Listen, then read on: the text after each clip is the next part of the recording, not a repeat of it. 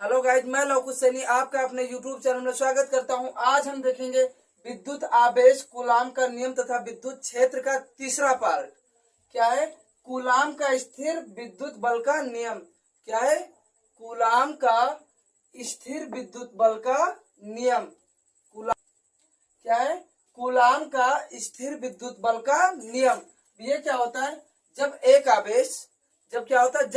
आवेश दूसरे आवेश के पास रखा जाता है। क्या होता है? जब एक आवेश दूसरे आवेश के पास रखा जाता है तो वो या तो अट्रैक्ट होते हैं या रिपल होते हैं। क्या होते हैं? या तो अट्रैक्ट होगा या तो रिपल होगा। तो जब एक आवेश को दूसरे आवेश के पास रखेंगे तो या तो उसमें आकर्षण होगा। क्या होगा? आकर्षण होगा, एक दूसरे को पकड़ने का आकर्षण, मतलब एक दूसरे के पास जाने का। या तो फिर क्या होगा? प्रतिकर्षण होगा। या क्या होगा? प्रतिकर्षण होगा। जब एक आवेश को किसी दूसरे आवेश के पास रखा जाता है। क्या किया जाता है? जब एक आवेश को किसी दूसरे आवेश के पास रखा जाता है तो उनके मध्य क्या होता है? आकर्षण तथा प्रतिकर्षण। आकर्षण मतलब क्या होता है? बहुत ज्यादा बन जाते हैं। प्रतिकर्षण मतलब विपरीत, मतलब दूर दूर हो जाते हैं। क्या होता है? एक दूसरे से दूर दूर हो जाना। आकर्षण मतलब क्या होता है? एक दूसरे के पास आ जाना। तो क्या होता है? आकर्षण तथा प्रतिकर्षण बल कार्य करता है। उनके बीच क्या कार्य करता है? आकर्षण तथा प्रतिकर्षण बल कार्य करता है, जिसे स्थिर विद्युत बल या कूलाम बल कहते हैं। जिसे स्थिर विद्युत बल या कूलाम बल कहते हैं। जब उनके बीच आकर्षण या प्रतिकर्षण बल कार्य करता है तो उस बल को हम क्या बोलते हैं? स्थिर विद्युत बल या कूलाम बल बोलते हैं। दो स्थिर बिंदु आवेश, जैसे हम क्या लिए? दो स्थिर बिंदु आवेश ले लिए Q1 तथा Q2। क्या लिए हैं? दो स्थिर बिंदु आवेश Q1 तथा Q2। क्या लिए? दो स्थिर बिंदु आवेश Q1 तथा Q2 के बीच लगने वाला, इन दोनों के बीच लगने वाला आकर्षण तथा प्रतिकर्षण बल के बीच लगने वाला आकर्षण तथा प्रतिकर्षण बल दोनों आवेशों की, जो हमारी ये दोनों आवेश हैं, इनकी मात्राओं के गुणनफल के, ये हमारे दोनों आवेश दे रखे हैं। क्या दे रखे हैं? दोनों आवेश दे रखे हैं। इनकी मात्राओं के गुणनफल के समानुपाती, इनकी मात्राओं के गुणनफल के समानुपाती। अब यहाँ पे देखना क्या होगा? दो स्थिर बिंदु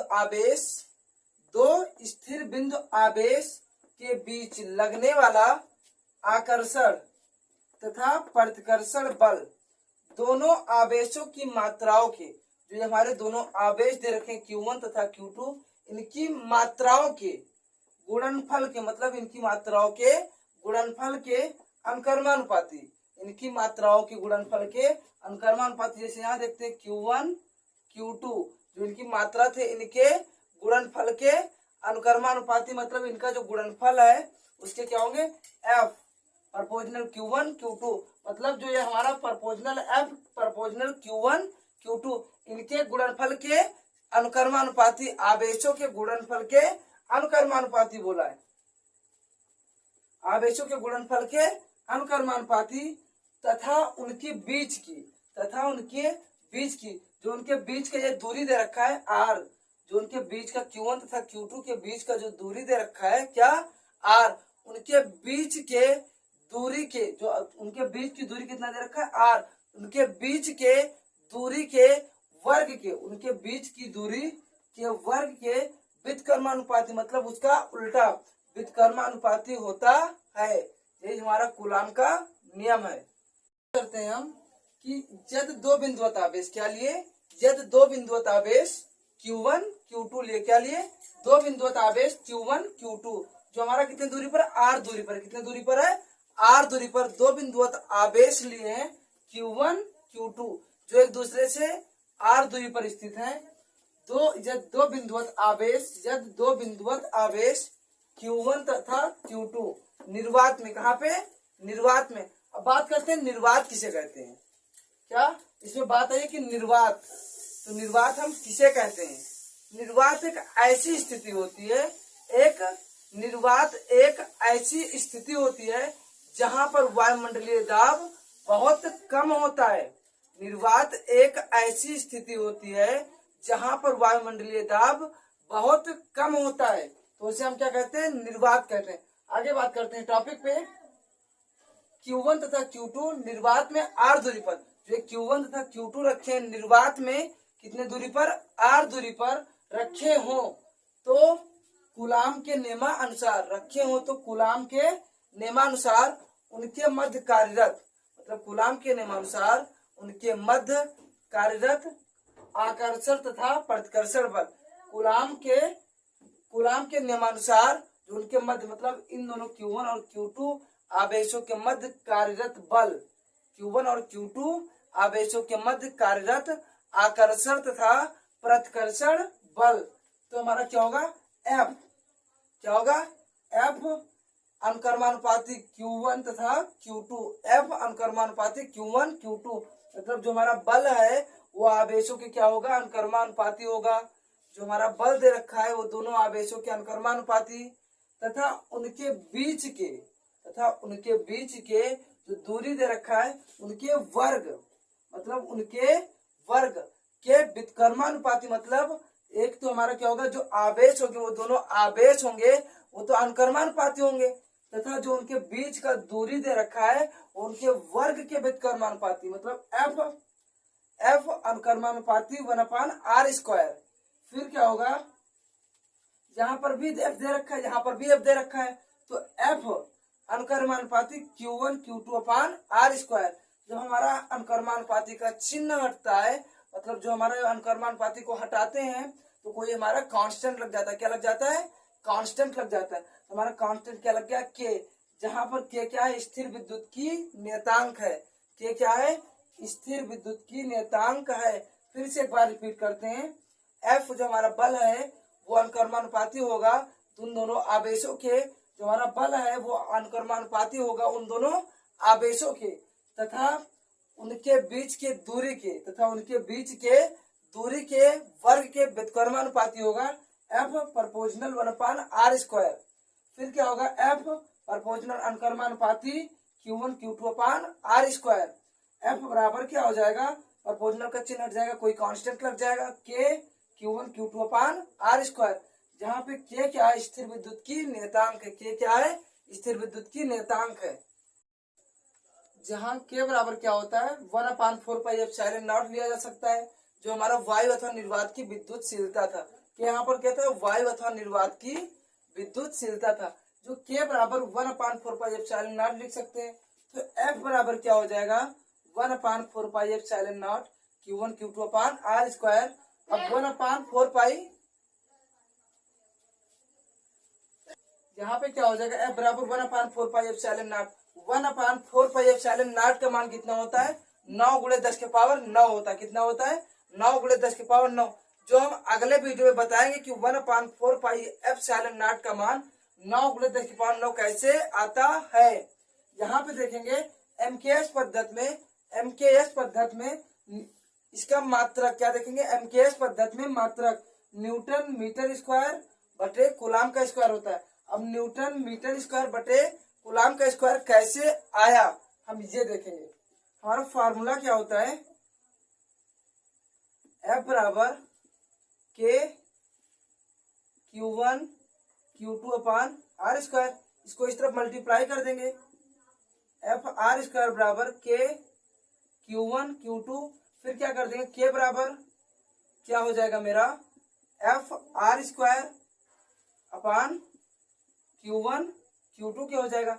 अब देखो हमारा बल का मात्रक क्या होता है, न्यूटन, दूरी का मात्रक क्या होता है, मीटर, स्क्वायर लग जाएगा अपान Q1 का मात्रक क्या होता है, आवेश का कूलाम, एक आवेश का मात्रक कूलाम, दूसरे आवेश का भी मात्रक कूलाम, क्या हो जाएगा, कूलाम का स्क्वायर बराबर क्या हो जाएगा, न्यूटन मीटर स्क्वायर बटे कूलाम का स्क्वायर। ये हमारा क्या आ गया, इसका मात्रक न्यूटन मीटर स्क्वायर बटे कूलाम का स्क्वायर। आपको लगभग पता चल गया होगा कैसे हम एप्सिलॉन नॉट मतलब क्या होता है, कि कैसे हम एप्सिलॉन नॉट का मात्रक निकालेंगे, निर्वात अथवा विद्युतशीलता का मात्रक कैसे निकालेंगे, निर्वात में अथवा वायु में विद्युतशीलता का मात्रक कैसे निकालेंगे। देखो न्यूटन मीटर स्क्वायर बटा कूलाम का स्क्वायर, यही हमारा इसका K का मतलब K का क्या होगा, यही हमारा के का हो जाएगा एमकेएस पद्धति में मात्रक। क्या हो जाएगा? एमकेएस पद्धति में मात्रक। अब हम देखेंगे यहाँ एप्सिलॉन नॉट निर्वात पर, यहाँ एप्सिलॉन नॉट क्या है? निर्वात का प्रवैद्युतांक। एप्सिलॉन नॉट क्या है? निर्वात का प्रवैद्युतांक या उसकी विद्युतशीलता है, या क्या उसकी विद्युतशीलता है। यहाँ पर जो एप्सिलॉन नॉट है क्या है? एप्सिलॉन नॉट ये निर्वात का क्या है? प्रवैद्युतांक। क्या है? प्रवैद्युतांक या विद्युतशीलता है, या क्या है? विद्युतशीलता। एप्सिलॉन नॉट क्या है? निर्वात का प्रवैद्युतांक या उसकी विद्युतशीलता, जिसका मान कितना होता है? 8.85 गुणे 10⁻⁻12 कूलाम का स्क्वायर इंटू न्यूटन बटा मीटर स्क्वायर। क्या होता है? यहाँ एप्सिलॉन नॉट निर्वात का प्रवैद्युतांक क्या है? निर्वात का प्रवैद्युतांक या उसकी विद्युतशीलता है। एप्सिलॉन नॉट क्या है? निर्वात का प्रवैद्युतांक या उसकी विद्युतशीलता है, जिसका मान कितना होता है? 8.85 गुणे 10⁻12 कूलाम का स्क्वायर इंटू न्यूटन बटे मीटर स्क्वायर होता है। अब एप्सिलॉन नॉट की विमा क्या होती है? एप्सिलॉन नॉट की विमा क्या होती है, जो अभी निकाल के आपको बताएंगे कि एप्सिलॉन नॉट की विमा क्या होती है। वैसे तो जनरल वैसे हमारा होता क्या विमा? m के पावर -1, l के पावर -3, t के पावर 4, j के पावर 2, इसका एप्सिलॉन नॉट की विमा होती है। लेकिन हम ये देखेंगे कैसे एप्सिलॉन नॉट की विमा निकालेंगे, तो देखते हैं। अब हम यहाँ पे देखेंगे कि एप्सिलॉन नॉट की विमा कैसे निकालेंगे। ठीक है, जैसे हमारा फार्मूला क्या होता है? F बराबर 1/4 pi epsilon not Q1 Q2 बटा R का स्क्वायर। फिर क्या, मुझे एप्सिलॉन नॉट की विमा निकालनी है। इधर मल्टीप्लाई कर देंगे, इसको नीचे भेज देंगे, तो हमारा हो क्या जाएगा? एफ आर स्क्वायर बराबर Q1 Q2 upon 4 pi epsilon not, ये हो जाएगा मेरा। अब यहां से देखना, इसको इस तरफ भेज देंगे, तो 1/4 पाई एप्सिलॉन नॉट बराबर क्या हो जाएगा? Q1 Q2 upon F R का स्क्वायर हो जाएगा। क्या हो जाएगा? Q1 Q2 upon F R का स्क्वायर।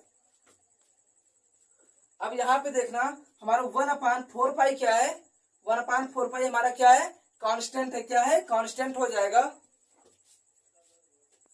अब यहाँ पे हमारा क्या हो जाएगा? देखो, एफ आर स्क्वायर बराबर Q1 Q2 upon 4 pi epsilon not होता था, इसको हम इस तरफ भेज दिए, इसको नीचे कर दिए, तो यहाँ क्या हो गया? 4 pi epsilon not upon F R का स्क्वायर। तो यहाँ से क्या हो जाएगा? 4 पाई हमारा क्या है? कांस्टेंट है, तो एप्सिलॉन नॉट बराबर Q1 Q2 upon F R का स्क्वायर।